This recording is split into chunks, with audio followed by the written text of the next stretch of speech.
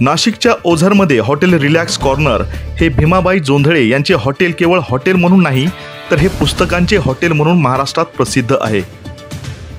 मोबाईलच्या आहारी गेलेल्या तरुणाईला पुस्तकाची गोडी लागावी, समाजामध्ये वाचन संस्कृती रुजावी यासाठी जोंधळे आजीबाईंनी आपल्या हॉटेलमध्ये चमचमीत जेवणासोबत अस्सल दर्जेदार पुस्तकांची देखील मेजवानी उपलब्ध करून दिली आहे। माझं नाव भीमाबाई संपतराव जोंधळे। शिक्षण माझं इयत्ता 5वी ग्रामीण भागात शिकले। 11 वर्षाचे असताना लग्न पण झालं। शेतीत माझ्या केमिकलचं पाणी उतरलं। जगायचं कसं? मी चहाची टपरी सुरुवात केली। 1.5 रुपये 2.5 रुपये 5 रुपये चहा ऐकला।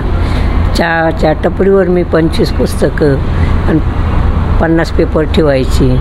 40 रुपयांनी 40 डबे केले। असं सगळं संघर्ष आजपर्यंत मी जडावला। त्याच्यात तुम्हाला सांगितले, एका कुटुंबातले जर 4 मेंबर आले तर कोणी कोणाची संवाद साधित नव्हतं। आता असा आनंद मिळतो, प्रत्येक ऑर्डर येवस्तोवर 4 पानं तरी पुस्तकाचे वाचित्या। कोणाचा हॅपी बर्थडे असलं तरी मी सप्रेमभट पुस्तक देते, डोळे जेवणाला देते। अब्दुल कलामच्या जन्मदिवशी मी सारे दिवस 15 ऑक्टोबरला पुस्तकं मोफत वाटते। त्यानंतर तुम्हाला सांगते, यावर्षी मतदानासमोर दाखवलं तरी मी मोफत पुस्तकं दिले। असा माझा उपक्रम चालूच आहे। भेटलेले 2 माणसं वाचलेलं पुस्तक मला आनंद मिळतो। आज सगळ्यात जास्त गरज आहे ती वाचनाची, आणि या मोबाईल हातात बाजूला गेल्यानंतर काय हातात यावं हे कोणीच सांगत नव्हतं। म्हणून आज आम्ही हा एक प्रयत्न केला आमच्या संपूर्ण कुटुंबाने की मोबाईल तुमचा बाजूला ठेवण्यासाठी पुस्तक तुमच्या हातात आलं पाहिजे। आज वाचनालयाकडे लोकांची पावलं वळत नाही, पण हॉटेलिंगमध्ये आज प्रत्येक कुटुंब जात असतं। त्याच्यासाठी हॉटेलमध्ये आल्यानंतर तुमचा ऑर्डर येईपर्यंतचा वेळ आम्हाला हवा आहे। ऑर्डर येईपर्यंतचा वेळामध्ये तुम्ही पुस्तकं वाचावीत। आज जी काही पुस्तकं प्रत्येकाच्या कपाटामध्ये गुदमरतात, त्यांना जर श्वास द्यायचा असेल तर त्या पुस्तकांना हातात घ्यावं लागतं। ते आपल्याशी बोलतात, आपण त्यांच्याशी बोलतो। हा वाचनाचा संस्कार प्रत्येकामध्ये रुजावा म्हणून खरं तर ही पुस्तकांच्या हॉटेलची संकल्पना पुढे आली। आजच्या पिढीला आजीच्या पुस्तकांच्या हॉटेलची खूप गरज आहे।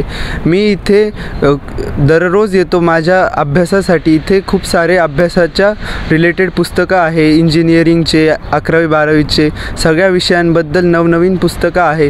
इथं शांत वातावरण पण आहे अभ्यासासाठी, पुस्तकं वाचण्यासाठी, आणि आजच्या पिढीला याची खूप गरज आहे। आज जसं ही संकल्पना चालवता इथले सगळेच चालवणारे खूपच चांगली आहे, आणि इथे वेगवेगळ्या प्रकारच्या अजून पण हे मुलांसाठी डिस्काउंट्स आहे पुस्तकांवर वगैरे, आणि इथे येऊन पुस्तकं वाचण्याचे काही चार्जेस वगैरे नाही। येऊन तुम्ही आरामात पुस्तकं वगैरे वाचू शकता। आणि संघर्षाला प्रामाणिक कष्टाने हरवण्याची जिद्द ठेवून भीमाबाई जोंधळे यांनी आदर्श व्यावसायिक होण्याचं बीज रोवलं, आणि आज त्या 74व्या वर्षीही समाजापुढे एक आदर्श आजीबाई म्हणून ओळखल्या जात आहेत। नाशिक येथून रवींद्र जाधव, 24/7 न्यूज।